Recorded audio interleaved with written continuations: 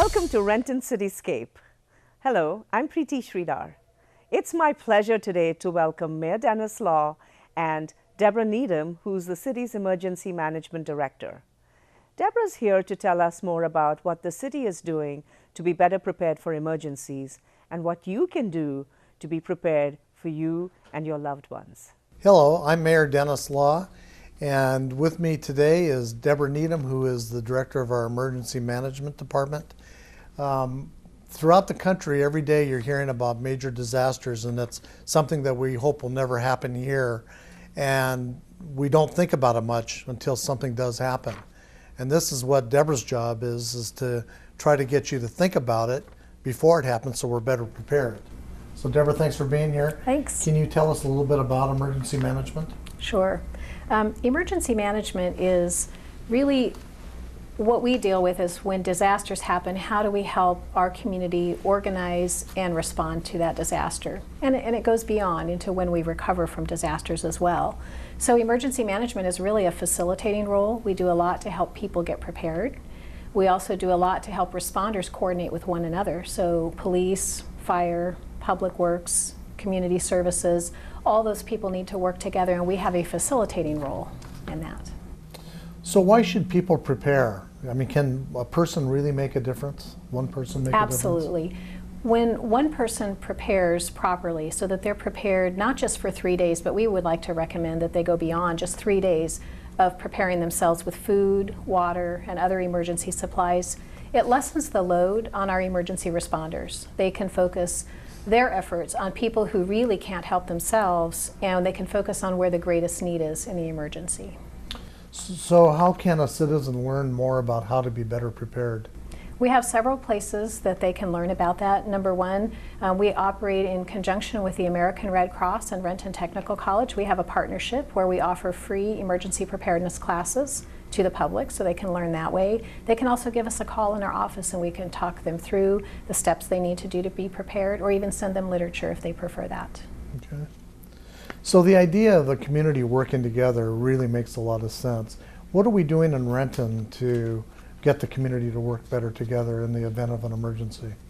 One of the things that we like to do is encourage people to get to know their neighbors. The more people know their neighbors, the safer they are. It helps with crime prevention by knowing their neighbors, but it also helps them know who has what resources and how they might be able to help each other get through an emergency. We also make an effort to reach out to our diverse communities. We recognize there are many different languages that are spoken in Renton, and we like to make sure that we have good connections and strong relationships within those communities as well. So there are people that would like to volunteer. What could a person do to help out? We have several volunteer opportunities. One of them, which is offered annually, is our CERT, our Community Emergency Response Training. And that's training that specifically gets people ready to respond in their own neighborhood. So they become the first responders. They're actually running their own little miniature emergency response within their neighborhood with the skills that they have learned. So that's one way they can help out. We also have a very active amateur radio program.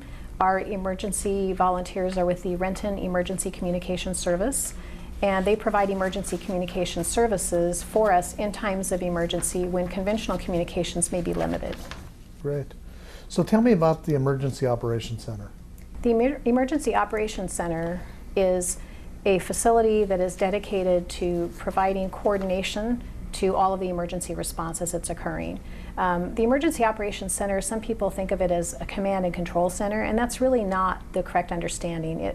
It's really more of a coordinating body. We have representatives from all of the relevant departments to their emergency response are seated in the same room. They coordinate face to face so that they have the ability to make sure everyone's got the same information and we're working on the same page. From there, we can contact extra resources out of the area. So if Renton resources are overwhelmed, we can go to the county or even to the state to get additional resources.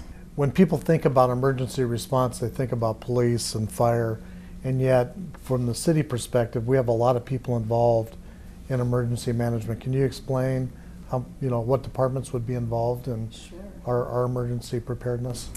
In fact, I don't think we have a single department that would not be involved. Every department in the city of Renton has staff that have they have their day jobs, but they also have what we call their emergency assignments. And they also have what is called emergency support functions. In the event of an emergency, let's say we have a disaster, tell our citizens a little bit about what you would do at that point in time, your role. So my role, the first thing that I would do, I would get the call. I'm on duty 24 hours a day, 7 days a week, and I share that duty with our emergency management coordinator. So between the two of us, someone's on call all the time. If we find out about an emergency that's significant enough to require the Emergency Operations Center to activate, we make the phone calls to get all the staff in and bring them into the EOC. We make sure that all the important functions are staffed. Like, is there someone taking care of food and water? Is there someone taking care of roads or sheltering? Is there an evacuation in progress that needs to be coordinated? So we begin to activate the EOC, and then we serve in a facilitating role for that. Renton has, as you are well aware of, a very diverse community. We have over 100 different languages that are spoken in the Renton School District. Can you tell our citizens what the city and your department are doing to reach out to other non-English speaking residents that are part of our community? One of the things we've initiated is a speakers bureau to reach out to all citizens and residents of the city of Renton, but specifically we're recruiting people who speak multiple languages. So we recently held a volunteer speaker bureau training and trained a number of people, I think a dozen people, to then go out and give preparedness presentations in their neighborhoods. We're holding another one that will be training specifically Spanish-speaking residents of Renton to be presenting to their own neighbors, churches, and their communities as well. So that's one way we're reaching out. Another way that we reach out is in the Community Organizations Active in Disaster chapter.